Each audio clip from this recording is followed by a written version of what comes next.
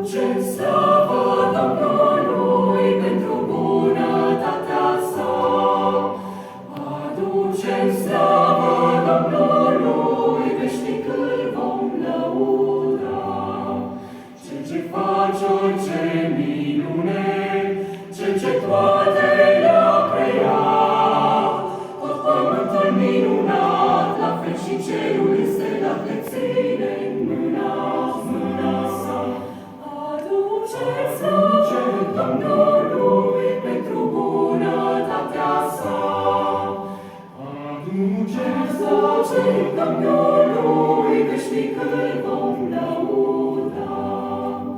Cine a lovit Egiptul, El e bun, când pe săia asupra lui, drum prin mare le-a deschis, o țară nouă le-a promis în